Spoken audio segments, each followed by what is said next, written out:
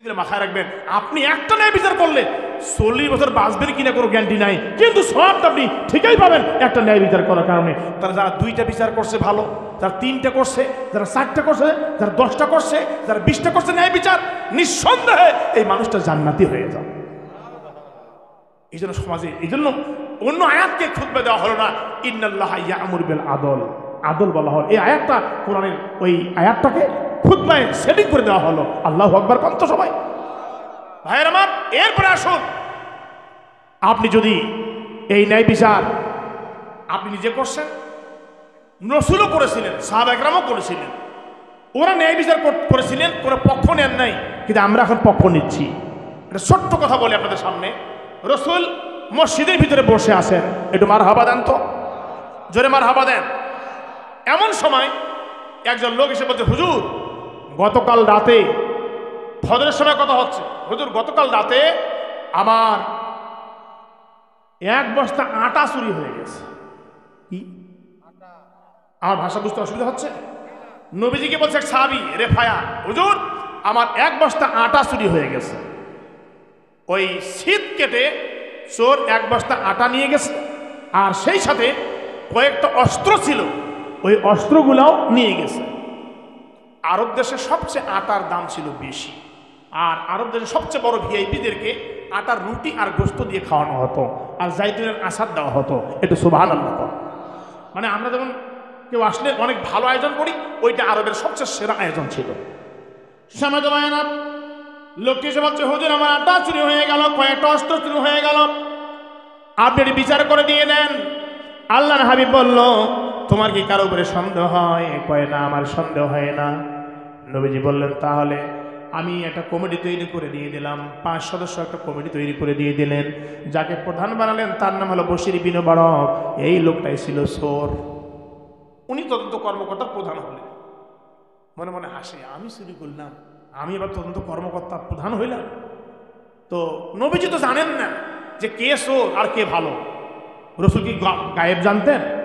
কথা বলছেন না, গায়েব জানতেন না, রাসূল গায়েব জানতেন না। যতক্ষণ না ওহী হতো উনি বলতে পারতেন না। আজ তো যদুমিয়া কদমিয়া বলে আমি গায়েব জানি, গায়ের হাত দেখেন তাবিজ দেবো ভালো হয়ে যাবে। খবরদার অনেককে হাত দেখাবেন না, রাসূল নিষেধ করেছেন, কেউ হাত দেখালে তার ঈমান ধ্বংস হয়ে যায়। এটা করবেন না কখনো। তাবিজ দেবেন না গলায়, দরকার নাই। আপনি তাবিজের উপরে ভরসা করবেন না, ভরসা করবেন কার উপরে? আল্লাহর উপরে ভরসা করবেন। আমি যখন ছোট্ট ছিলাম, 9-10-এ পড়তাম, আল্লামা সাইদি নাম শুনছেন আপনারা? ওনার একটা ওয়াজ শুনছিলাম ক্যাসেটের ভিতরে। উনি একটা বলছিলেন যে এক ভদ্রলোক, বুড়া লোক বাজার যাচ্ছে 1 ব্যাগ খরচ নিয়ে, প্রতিমধ্যে এক গণেক কর জ্যোতিষী বলছে, চাচা দাঁড়ান দাঁড়ান। আপনার হাতটা দেখে, ও চাচা আপনার খুব বিপদ, একটা 10 টাকার নোট দেন, তাবিজ দিচ্ছি, গলায় দেন, ব্যাস বিপদ দূর হয়ে যাবে। বুড়োর ব্যাগটা, খরচের ব্যাগটা রেখে বাম হাত দিয়ে গলার ধরে খুব জোর একটা থাপ্পড় দিয়েছে। চাচা আমাকে মারলেন, তখন আর একটা থাপ্পড় দিয়ে এই হাত দিয়ে। চাচা মারতেছে না কেন? এ বেয়াদব, তুই আমার হাত দেখে আমার বিপদ দূর করবি তাবিজ দিয়ে, আর সকালে বাড়ির থেকে যখন বের হয়েছিস নিজের হাতটা দেখিস নাই যে বুড়োর বেড়া 2টা থাপ্পড় খাবো? আস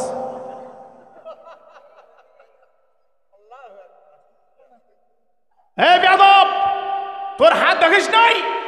যে ব্যক্তি নিজের বিপদ নিজে দূর করতে পারে না, সে আমার বিপদ দূর করবে কি করে? আর এক থাপ্পড় দিয়ে বিদায় দিয়েছে। একটু মারহাবা দেন তো, জোরে মারহাবা দেন। সবাইটা আওয়াজ দিয়ে বলেন, গায়েব জানেন কে? বলেন না কে? সুতরাং গায়েবের চাবিকাঠি, ইনদাহু মাফাতিহুল গায়ব লা ইয়ালামুহা ইল্লা হুয়া। গায়েবের চাবিকাঠি শুধু আল্লাহর হাতে, কেউ জানে না আল্লাহ ছাড়া। যাকে জানার উনি সুযোগ দেন, তিনি কেবল গায়েব জানতে পারেন। মারহাবা দেন। আল্লাহ ওহী করে রাসূলকে জানিয়ে দেন, জানতে পারেন না। রাসূল বললেন, বশির তুই তদন্ত কর্মকর্তা প্রধান, বাকি 4 জন, মোট 5 জন যাও, তদন্ত করে দেখো।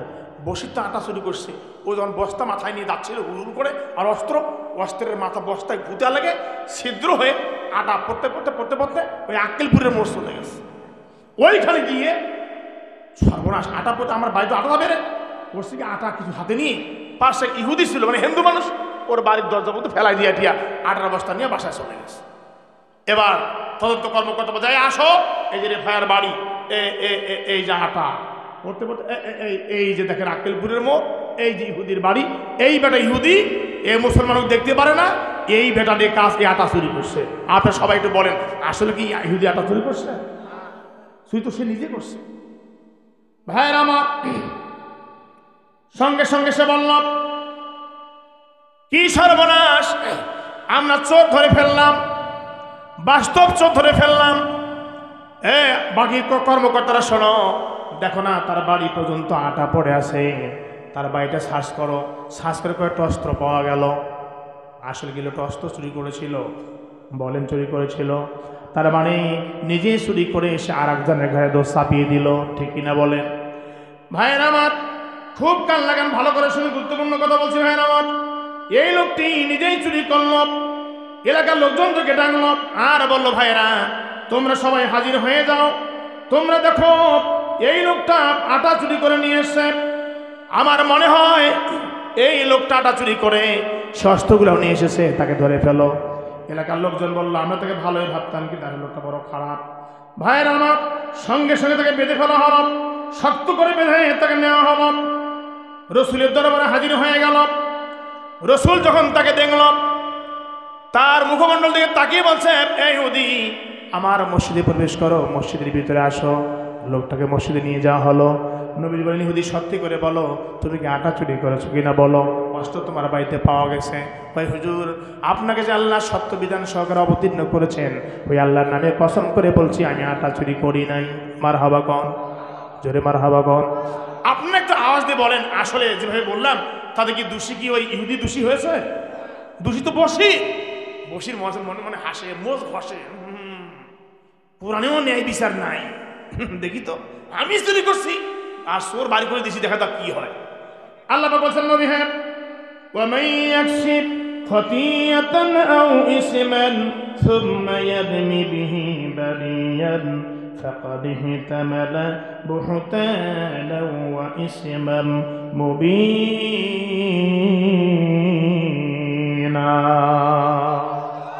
সূরা নিসা 112 নম্বর আয়াত। বাসায় গিয়ে দেখবেন লোক বলছেন, নবী হ্যাঁ, এমন কোন লোক সমাজের ভিতরে আছে, নিজে অন্যায় করে, নিজে চুরি করে, আর একজনের দোষ চাপিয়ে দেয়, আছে কিনা বলেন? ওরা অন্যায় করে নিজেই বাড়ি ভাঙে, মানুষের নাই মিথ্যা মামলা দিয়ে দেয়, ওরা নিজেরাই ঘর পরে আর একজনকে আসামি বানায়, ঠিক কিনা বলেন? আল্লাহ বলছেন, নবী, এরা তো মারাত্মক ভূতান অপরাধ করল। আল্লাহ বলছেন, নবী হে, আপনি ন্যায় বিচার করবেন। এই লোকটা আপনার সামনে হাজির হয়েছে, ন্যায় বিচার করবেন। ভাইয়ের আমার, নবীজি বলল, ও বসির, তোমরা 5 জন বলো কি হয়েছে। ওরা বলল, হুজুর, তার বাড়ির মধ্যে আটার চিহ্ন পড়ে আছে, তার বাসা অস্ত্র পেলাম। এলাকার লোকজন বলছেন, হুজুর, আমরা তার বাসা অস্ত্র পেয়েছি, দেখেছি, 18 বস্তা কয়টা পাই নাই, মনে সরিয়ে রেখেছে। তা হতে পারে, ভালো কথা। এই ইহুদির বউ, একটু আসো, তুই বলো তো, তুমি কি তোমার স্বামীর সম্পর্কে বলো, তোমার স্বামী কি গোপনে গোপনে চুরি টুরি করে নাকি? বেগম ডেকে ডেকে বলল, ও আল্লাহর হাবিব, আপনি হয়তো জানবেন, আমি এমন এক মহিলা, আমার জীবনে আমি মিথ্যা কথা বলি না। আমার স্বামীকে আমি যতটুকু চিনি, আমার স্বামী জীবনে মানুষের পড়ে থাকা কিছু গ্রহণ করে না। আমার স্বামী একজন ভালো মানুষ। মারহাবা দেন। স্ত্রী যদি বলে আমার স্বামী ভালো মানুষ, নিশ্চয়ই তো অবশ্যই সে ভালো মানুষ হবে। আপনি রাত্রিবেলায় কি করেন, কোথায় যান, কোথায় চুরি করেন, কোথায় আপনি যা করেন, আপনি গাঁজা খান, মদ খান, অবশ্যই আপনার বউ টের পায়, ঠিক কিনা বলেন? এজন্য বেগমের সাক্ষীটা মারাত্মক। আমার ভাইয়েরা, বেগম ডেকে ডেকে বলল, ও আল্লাহর হাবিব, আমার স্বামীকে আমি জীবনে খারাপ কাজ করতে দেখি নাই, আমার স্বামী কাজ করতেই পারে না। দূরে ছোট ছোট সন্তান এসে বলছে, হুজুর, আমার আব্বা একজন এমন মানুষ, আমরা জীবনে তাকে অন্যায় করতে দেখি নাই, আমরা ছোট 2 ছেলে সাক্ষী দিয়ে দিলাম, আমার বাপ খারাপ নয়। কি তদন্ত কর্মকর্তা বলল, তার বাড়ি পর্যন্ত আটা পড়ে আছে, অস্ত্র পাওয়া গেল বাসার ভিতরে। আমার ভাইয়েরা, এই দিকে সমস্ত লোকজন ডেকে বলছে, হুজুর, আমরাও গিয়েছিলাম, তার বাসার ভিতরে অস্ত্র পাওয়া গেছে, হুজুর, আপনি ন্যায় বিচার করেন। সবাই বলেন তো ভাইরা, ন্যায় বিচারটা আসল করার মালিক কে? আল্লাহ বলেন, নবী, তাম্মাত কালিমাতু রাব্বিকা সিদকাও ওয়া আদলা লা মুবাদদিলা লিকালিমাতিহি ওয়া হুয়াস সামিউল আলিম। আল্লাহ বলেন, নবী হে, তাম্মাত কালিমাতু রাব্বিকা সিদকাও, হে নবী, সত্য দিয়ে আমি কোরআনটাকে পূর্ণ করে দিয়েছি, আদালত, আমি ন্যায় বিচার দিয়ে কোরআনটাকে ভর্তি করে দিয়েছি। সুতরাং খবরদার, যখন বিচার ফেসলা করবে, ন্যায় বিচার করবে। নবী নবীজি রায় দিয়ে দিবেন। আমার ভাইরা যখন রায় দিয়ে দিবেন, সিদ্ধান্ত নিয়ে নিলেন দিয়ে দিবেন রায়, আয়াত নাজিল হয় নাই। হঠাৎ করে নবীজি ঘামা শুরু হয়ে গেল, ঘামতেছেন নবীজি, আয়াত নাজিল হয়ে গেল, ইন্না আনজালনা ইলাইকাল কিতাবা বিল হক লিতাহকুমা বাইনান নাস বিমা আরাকাল্লাহ। আল্লাহু আকবার বলেন। আয়াত নাজিল হয়ে গেল, হে নবী এই কিতাব নাজিল করছি আমি আপনাকে, আপনার উপরে সত্য সহকারে। আপনি যখন বিচার ফেসলা করবেন বিমা আরাকাল্লাহ, আল্লাহ আপনাকে যে বিচার করতে বলে সেটা করবেন। ওয়ালা তাকুল্লিল খাইনিনা খাসিমা, আর এই মুনাফিকের পক্ষ নেবেন না, বিচার করতে কারো পক্ষ নেবেন না। জিবরিল দেখাই দিল, হুজুর ওই যে লোকটা বসির আটা চুরি করেছে। আল্লাহু আকবার কোন। বসির কো সর্বনাশ, আয়াত নাজিল হয়েছে, ভোদ চলে গেছে মক্কায়। যেদিন মক্কায় গেছে, আটু পানি দাও তো, এই পানি ধুয়ে দাও। মক্কায় গিয়ে বলছে, ভাই আমি তোমাদের ধন তোমাদের মাঝে ফিরে এসেছি। কি হয়েছে রে?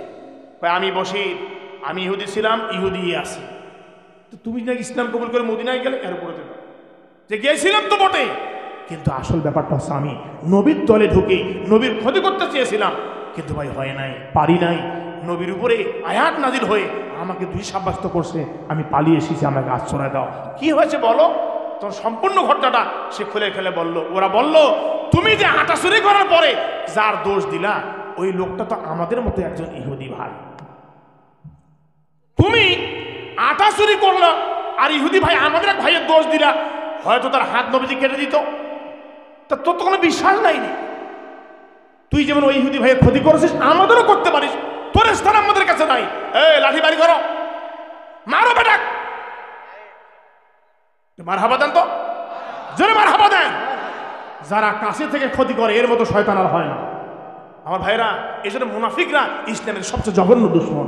কাফেরদের তো খারাপ বেশি মুনাফিক। সঙ্গে সঙ্গে ওরা লাঠি ঠেঙ্গা বের করছে, দৌড় মারছে। এক বুড়ি মা, যাই থামো, কি হয়েছে বাবা? কয় মা আমার রক্ষা করে, এরা আমাকে মেরে ফেলবে। কি হয়েছে?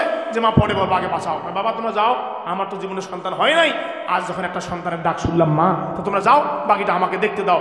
মুরব্বী হিসেবে মহিলাকে সবাই মানে, এরা বিদায় হয়ে গেল। সে বাসায় গিয়ে বলছে, বাবা কি হয়েছে বলো তো? বলছে, মা এই ঘটনা, আমি এক ভাইকে, এক ইহুদি ভাইয়ের ঘরে দোষ চাপিয়ে দিয়েছিলাম, আমি চুরি করে দোষ চেপে দিয়েছিলাম, কিন্তু মা কোরআনের আয়াত নাজিল হয়ে এই ঘটনা ঘটে গেছে, আমি পালিয়ে আসতে সক্ষম হয়েছি, মা আমাকে বাঁচাও। বলছে, আমার জীবনে কোনো সন্তান হয় নাই, নিঃসন্তান ছিলাম, এখন তো মনে হয় তাই ভালো ছিলাম। বৃদ্ধ বয়সে একটা ছেলে আমাকে মা বললো, সেটাও চোর। সে যে চোরের মা হইলাম, তো চোরের মা আমার দরকার নাই। তো দেখে বাড়িতে লাঠিটারি নাই, তো একটা ঝাড়ু আছে। কি আছে? ঝাড়ু দিয়ে একবারে পাইকারি মাছ শুরু করে দিয়েছে। মায়ের ঠেলায় দরজা খুঁজে পায় নাই, লাভ দিয়ে প্রাচীর টপকিয়ে গেছে। আর প্রাচীর তো পাথরের প্রাচীর, টপকিয়ে পড়তেই পাথর তার গায়ে পড়ে, চূড়ান্ত দাফন হয়ে গেছে, বসে দুনিয়া থেকে বিদায় হয়ে গেছে। আল্লাহু আকবার কোন। এই দিকে ইহুদি বলছে, হুজুর আপনি রায় দিলেন? রায় দিয়ে দিলাম। ইহুদি, তুমি আজকে নিষ্পাপ হয়ে গেছো, তোমার কোনো দোষ নাই, তুমি চুরি করো নাই, আল্লাহ আয়াত নাজিল করে তোমাকে সাব্যস্ত করছে তুমি একজন ভালো মানুষ। মারহাবা দেন। ইহুদি ডেকে ডেকে বললাম, ইয়া রাসূলুল্লাহ, একটা যে আমার মাথায় আসলো, তাহলে এই কোরআনটা কোন ব্যক্তিদের পক্ষে থাকে না, মুসলমানের পক্ষে কোরআন নাই। এই কোরআন হলো সবার জন্য, হাজা বায়ানুন লিন্নাস হুদাল লিন্নাস। আপনি বলেন তো ভাইরা, কোরআন কারো পক্ষে কারো বিপক্ষে নয়, কোরআন সবার জন্য সমান। মারহাবা দেন। ইহুদি বলল, হুজুর যেহেতু আমি ইহুদি, নামাজ পড়ি না, ইসলাম কবুল করি নাই, কিন্তু আমাকে নিষ্পাপ, আমি যে নিষ্পাপ ছিলাম সে ডিগলা দিয়ে দিলে কোরআন। আর দেরি করা যায় না, বাসায় চলে গেল, তার পাড়ার লোকজনকে ডাকলো, ভাইরা সবাই চলে আসো। সবাই মিলেছে এই দৃশ্য দেখে সবাই কালেমা পড়ে মুসলমান হয়ে গেল। লা ইলাহা ইল্লাল্লাহু মুহাম্মাদুর রাসূলুল্লাহ সাল্লাল্লাহু আলাইহি সাল্লাম। আমার ভাইরা কালেমা পড়ে ইহুদি এবং তার পরিবার লোকজন সবাই মুসলমান হয়ে গেল। আল্লাহু আকবার কোন। বলেন না জোরে আল্লাহু আকবার। নবীজি ডেকে ডেকে বলল, লোকেরা তোমরা যারা সমাজের ভিতরে ন্যায় বিচার করতে পারো, আমি রাসূল তোমাদেরকে ডিগলাম দিলাম, পরিবারের ন্যায় বিচারকারী আর সমাজের ন্যায় বিচারকারীরা কিয়ামতের ময়দানে আল্লাহর আরশের ডান দিকে নূরের ছায়ায় আল্লাহ বসাবেন, ওদেরকে বিনা হিসেবে আল্লাহ জান্নাত দিয়ে দিবেন। আপনি বিচার করতে গিয়ে কেন মানুষের ঘুষ খাইলেন? আপনি বিচার করতে গিয়ে কেন মানুষের পক্ষ নিলেন? আপনি নিজেকে শেষ করে দিয়ে দিলেন। আপনার উচিত ছিল ন্যায় বিচার করা। একটু মারহাবা দেন তো। এজন্য কোরআন যখন পড়বেন, ইন্নাল্লাহা ইয়ামুরু বিল আদল, যখন শুনবেন ইমাম সাহেব পড়তেছে, এতগুলি কথা আপনার মাথায় চলে আসবে। মারহাবা দেন। তখন বুঝবেন যে সর্বনাশ। ইন্নাল্লাহা ইয়ামুরু বিল আদলের ভিতরে কি আছে, একটা শব্দের ভিতরে কি আছে। তখন আপনি বলবেন সর্বনাশ। ইমাম সাহেব কেন এই আয়াতটা পড়ে, বারবার কেন পড়ে, প্রত্যেক জমায় কেন পড়ে? একটা শব্দ মানলে আপনি মানুষটা একদম পরিচ্ছন্ন মানুষ হয়ে যাবে। আল্লাহ কবুল করুক সকলে বলে আমি। আমার ভাইয়েরা, এই জন্য নবীর সাহাবীরা যখন কোরআন শুনতেন মনোযোগ দিয়ে শুনতেন। এটা মারহাবা দেন তো। কথায় কথা মনে হয়ে গেল, একটা ছোট্ট কথা মাঝখানে কয়েক মিনিট বলে দিই। নবীজি, আমি যখন মক্কায় গেলাম, আপনি গেলে দেখবেন ওই যে মদিনার মক্কার একটা গেট আছে, আল মুহদু গেট, 25 গেট। ওই গেটে লেখা আছে মুহদু গেট লেখা আছে। যারা হজে গেছে তারা দেখছেন হয়তো বা। মারওয়া গেটের, ওটা মারওয়া গেট লেখা আছে আরবিতে আল মুহদু গেট, 25 গেট। অনেকে বলে ওইটা মওদুদি সাহেবের নামে গেট, অনেকে বলে থাকেন। যাই হোক, আমি এটা যাচাই করি নাই, আমি শুধু দেখলাম লেখা আছে আল মুহদু গেট। ওই মুহদু গেট দিয়ে নামবেন, নামার পর একটা আন্ডারগ্রাউন্ড বাড়ি পাবেন। একটু বুদ্ধি করে বলেন, ওই বাড়িতে অনেক পায়খানা আছে। বলেন তো কার বাড়ি এটা? জোরে বলেন। আবু জেহেলের বাড়ি। ওই বাড়িতে আমি যখন প্রথম গেলাম, যাওয়ার পর দেখছি এক ছেলে ঝাড়ু দিচ্ছে। আমি বললাম, ইয়া আখি লোকাল বাংলা মালুম, তুই কি বাংলা জানো? হুজুর, আমার বাড়ি তো বাংলাদেশ, নরসিংদী আমার বাড়ি। বলে, আলহামদুলিল্লাহ, ভালোই হলো ভাইয়া। তো তুমি এখানে, যে আমি এখানে খেদমত করছি, এই শয়তানটার বাড়িতে আমার কাজ করছে, এটা ঝাড়ু টাড়ু দেই। বাবা, কত বেতন পাও? কত বেতন পাই? 1000 রিয়াল। কত রিয়াল? তাহলে 1000 রিয়াল তোমার পোষায়? হুজুর, একটু সিম টিম বিক্রি করি অবসর সময়, এতে কোনোরকম চলছে, বেতন নাকি বাড়াবে। আসলে বাংলাদেশের লোকে তো কত কষ্ট করে ওদিকে গিয়ে। একটু মারহাবা দেন। যারা বিদেশে, যারা প্রবাসী, যারা রেমিটেন্স যোদ্ধা, এরা তো কত কষ্ট করে আমরা জানি না আসলে। ভাইরা আমার, ওই ছেলে আমাকে বললো যে হুজুর, প্রথমে এসে যখন শয়তানটার বাড়িটা দেখলেন, তো সবচেয়ে ভালো মানুষের বাড়িটা আপনাকে নিয়ে যাই, চলো। একটু সামনে গিয়ে বলছে, এই যে বাড়ি লেখা আছে মাকতুবাতুল মক্কাতুল মুকাররমা, হাযা বাইতুন নবী সাল্লাল্লাহু আলাইহি ওয়াসাল্লাম। ওই বাড়ির পাশে একটা পাহাড় আছে, ডান দিকে একটা পাহাড় আছে, ওটাকে বলা হয় জাবাল আবি কুবাইশ। আর পূর্ব দিকে একটা পাহাড় আছে, ওই পাহাড়ের জাবালে শিয়াবে আমের। ওই পাহাড়ের পাদদেশে তদানীন্তন কালে একটা খেজুরের বাগান ছিল। একটু মারহাবা দেন তো। কিসের বাগান? আমি ওই বাগানটা খুঁজার জন্য গিয়েছিলাম যে বাগানটা কোনটা, কিন্তু ওখানকার লোক কেউ বলতে পারে না। যেই বাগানে মাঝে মধ্যে নবীজি কোরআন পড়তেন, আর মানুষেরা মনোযোগ সহকারে তেলাওয়াত শুনে ইসলাম কবুল করত। এই যে আমি বললাম না, ইমাম সাহেব খুতবা দিচ্ছে, আপনি মনোযোগ সহকারে শুনবেন, তা না করে আপনি ঘুমাচ্ছেন না, এটা করা যাবে না। Back to the point. আপনার বিরক্ত হচ্ছেন না তো? সবার ইচ্ছা ভালো মনে হচ্ছে, আসলে পরিবেশটা সুন্দর মনে। একটু মারহাবা জোরে দেন তো।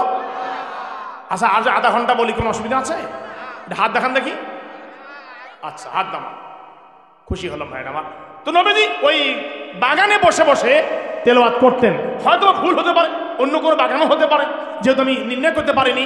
আমার আন্দাজে বলতেছি, ওই বাগানের ভিতরে নবীজি গিয়ে কোরআন তেলাওয়াত করতেছিলেন। একটু মারহাবা দেন, আর জোরে দেন।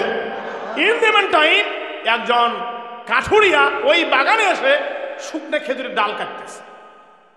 একটা মেয়ে ছিল সঙ্গে, মেয়েটির বয়স ছিল 13 বছর। কত বছর? আরো জোরে বলতে হবে। 13 বছরের কন্যা বাবার সঙ্গে আসছে। 13 বছরের মানে কেউ যুবতী হচ্ছে, আর যুবতী হলে এক ধাপ সুন্দরী সুরুচি আল্লাহ বানিয়ে দেয়। মারহাবা দেয়। ওই মেয়েটি এসে বাবাকে হেল্প করছে, সে আটি বাচ্ছে, খেজুরের ডালের আটি বাচ্ছে, বাজারে নিয়ে যাবে।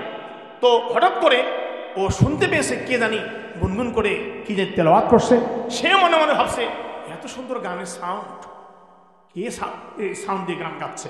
পাশে গিয়ে দেখছে একজন মানুষ খেজুরের গাছের নিচে বসে কি সুন্দর করে গান গাচ্ছে, আর সূর্যের কিরণ তার মাথায় লেগেছে, আর তার গাটা ঘেমে গিয়ে মণিমুক্তার মতো ঘামগুলি ঝকমক ঝকমক করছে। এটা বুদ্ধি করে বলেন তো, লোকটা কে? মুহাম্মদ রাসূলুল্লাহ।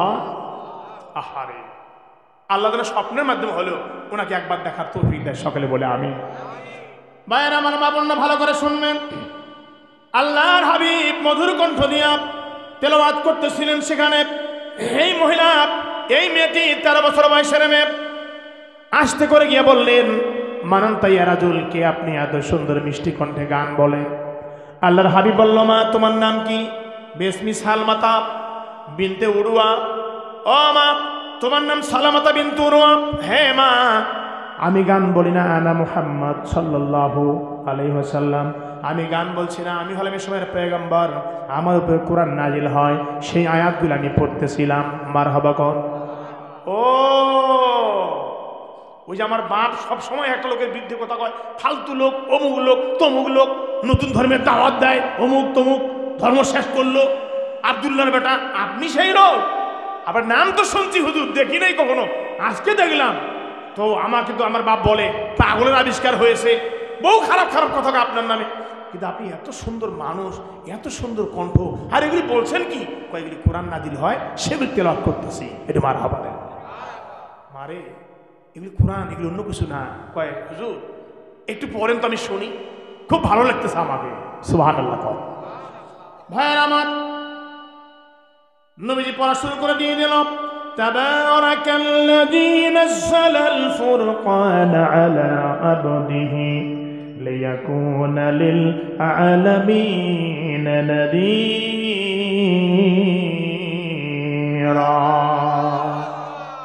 আমার ভাইয়েরা, নবীজি পড়া শুরু করে দিয়ে দিল। মেয়েটি নবীজির মুখের দিকে তাকিয়ে তাকিয়ে শুনতেছিল। হঠাৎ করে ওই মেয়েটির চোখ দিয়ে ঝরঝর করে পানি পড়া শুরু হয়ে গেল। মেয়েটি জানেন না তিনি কি শুনতেছেন। তার চোখের পানি যখন ঝরঝর করে গড়িয়ে গড়িয়ে পড়ছিল, অনেকক্ষণ ধরে নবীজি পড়লেন। মেয়েটা শুনে শুনে বলছেন, হুজুর একটু বন্ধ করে, একটু থামেন, আপনি বন্ধ না করলে আমি এখান থেকে যেতেই পারবো না। আর যেতে না পারলে পরে আমার বাপ আসবে, আমার বাপ তো আপনার নামটা সহ্যই করতে পারে না, আপনার নামটাই সহ্য করতে পারে না। হুজুর বন্ধ করেন, আমি চলে যাই, তারপর আপনি পড়েন। নবীজি বলছেন, মা তুমি চলে যাও। মেয়েটি সামনে গিয়ে দেখে তার বাবাও একটা খেজুর গাছে আড়ালে দাঁড়িয়ে নবীজির কণ্ঠে কোরআন তেলাওয়াত শুনতেছিল। মারহাবা কন। কয় বাবা তুমি এসেছো? কয় হ্যাঁ আসছি তো। তুমি কোথায় গিয়েছিলে মা? বলছে আব্বা এই যে লোকটিকে তুমি পাগল বলো, খারাপ খারাপ কথা বলো, ওই লোকটার মুখে আমি কোরআন তেলাওয়াত শুনলাম, তা আমার তো মনে হয় ওনাকে দেখলে মনে হয় উনি পাগল না, ওনাকে যারা পাগল বলে তারা ডাবল পাগল হবে। এত ভালো মানুষ, কি সুস্থ মণ্ডিত, চুলগুলি কত সুন্দর, কত সুন্দর মুখের ভাষা, তার কত সুন্দর ব্যবহার, এরকম ব্যবহার তুমি কারো কখনো দেখি নাই। সুবহানাল্লাহ বলবেন না? এই তুই যে ওখানে কোরআন শুনলি, কাঁদলি কেন? কয় আব্বা আমি যে কখন কেঁদে ফেলেছি আমি জানি না। মারহাবা দেন। আল্লাহ বলেন নবী হ্যাঁ, وَإِذَا سَمِعُوا مَا أُنزِلَ إِلَى الرَّسُولِ تَرَى أَعْيُنَهُمْ تَفِيضُ مِنَ الدَّمْعِ। আল্লাহ তাআলা বলেন নবী যখন কোরআন তেলাওয়াত করবেন দেখবেন এক প্রকার লোকেরা তেলাওয়াত শুনে চোখের পানি ছেড়ে দিয়ে দিয়ে কাঁদবে। আল্লাহু আকবার কোন। আমার ভাইরা ডেকে ডেকে বলল, ও আমার বাবা ওই তেলাওয়াত শুনে কখন জানি কেঁদে ফেলেছে আমি জানি না। ও বাবা তুমি শুনলে তুমিও কেঁদে ফেলতে। লোকটি বলছে শোনো রে মা, তুমি যখন তেলাওয়াত শুনে কাঁদতেছিলে আমার মেজাজটা গরম হচ্ছিল, আমার মনে হচ্ছিল ওই তেলাওয়াত যখন শুনছিলাম আমার মনে হচ্ছিল আমার হাতে তলোয়ার ছিল না, তলোয়ার থাকতো ওই নবীকে কেটে দুই টুকরা করে দিয়ে দিতাম। জোরে কর নাউজুবিল্লাহ। আমার ভাইরা একই কণ্ঠের তেলাওয়াত একজন শুনে কান্দে, আর একজন কোরআন ওয়ালা মানুষটাকে মারার চিন্তা করে। ঠিক কিনা বলে? আমার ভাইরা তো দেখবেন কোরআন তেলাওয়াত শুনলে, কোরআনে আয়াত শুনলে, তাফসীর শুনলে কিছু লোকের চোখ দিয়ে পানি বের হয়, আবার কিছু লোক বাইরে গিয়ে সমালোচনা ঝড় তোলে, ফালতু বক্তা অমুক বললো তুমুক বললো, ওরা বাইরে সমালোচনা করে। আছে কিনা বলেন? আছে কিনা বলেন? তার মানে বুঝতে হবে এই লোকগুলি যদিও কোরআন শোনে এরা আসলে ওই লোকটার মতো। Back to the point. মেয়েটাকে ধরে থাপ্পড় মারলো একটা, তারপরে বাসায় নিয়ে এসে খবরদার বাইরে থেকে বের হবি না, আরো করে থাপ্পড় মারলো। বস বাসে বস, বের হবি না খবরদার, বেয়াদব, তুই নবীর কেউ কোরআন শুনতে চাস? থাপ্পড় টাপড় মেরে কাঠের ওই বোঝা নিয়ে বাসায় বাজারে চলে গেছে। আপনারা বাজার যান? সবাই বলে বাজার যান? পাশে কোনো বাজার আছে আশপাশে? হ্যাঁ গোপীনাথের যান তো, বাজার যান তো? বাজার যাওয়ার সময় যখন বাজারে ঢুকবেন একটা দোয়া পরে বাজারে ঢুকবেন। এই দোয়া পরে ঢুকবেন, আপনার 10 লক্ষ সম্মান আল্লাহ বাড়িয়ে দিবেন। 10 লক্ষ সওয়াব দান করবেন, 10 লক্ষ পাপ মাফ করে দেবেন, জান্নাতে একটা কামরা একটা ঘর আল্লাহ আপনাকে দান করে দিয়ে দিবে। কয়টা দোয়া? একটা মাত্র দোয়া। এই একটা দোয়া পরে বাজারে ঢুকবেন, আপনি অবশ্যই আল্লাহ নবীর হাদিস সত্য, রাসূলের কথা সত্য, আপনি জান্নাতে ঘর পাবেন, 10 লক্ষ সওয়াব পাবেন, 10 লক্ষ পাপ মাফ পাবেন, 10 লক্ষ মর্যাদা আল্লাহ দুনিয়া আপনার বৃদ্ধি করে দিয়ে দিবে। এই দোয়াটা আমি শিখিয়ে দেবো আজকে আপনাদেরকে। একটা দোয়া শুনে পরে আপনার বাজারে প্রবেশ করবেন। একটু মারহাবা দেন তো, জোরে মারহাবা দেন। কাঠুরিয়া তো ও আর দোয়া কালাম জানে না, ওই কাঠের বোঝা মাথায় নিয়ে বাজারে চলে গেছে।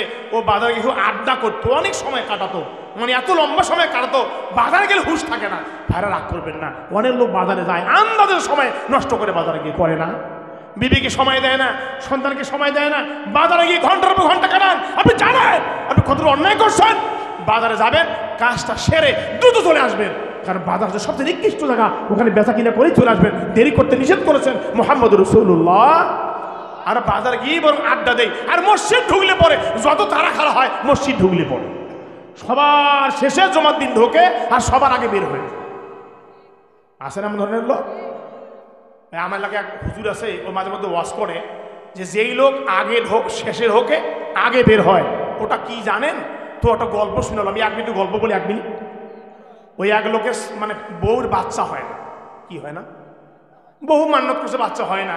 তো ইমাম সাহেব শয়তানি করে বলছে, রসিকতা করে, তুই এটা কাজ করিস না, একদিন নিয়াত কর, অনেক মানুষকে খাওয়াইছিস, টাকা দান করে হয় না, তার কাজ কর, এবার নিয়াত কর যে আল্লাহ সন্তান যখন হয় না, এবার যদি আমার বউয়ের বাচ্চা আল্লাহ দেয়, তো একটা শয়তানকে আমি খাওয়াবো। কাক খাওয়াবে? এটা কিন্তু বাজে গল্প, কিন্তু আগে বলছি, এটা হাদিস কোরআন না, এর উদাহরণ দিয়ে বলতে যাচ্ছি। তো বলছে যে ঠিক আছে, নিয়াত করছে, আসলে ব্যাপার ওটা নয়, সন্তান এমনিতে আল্লাহ দিয়েছে, এটা মার হাওয়া দেয়, সন্তান হয়ে গেছে। তো ইমাম সাহেব রসিকতা বলছে, ব্যাপারটা কিনে বাচ্চা হয়ে তোমার বউ নাকি শুনলাম?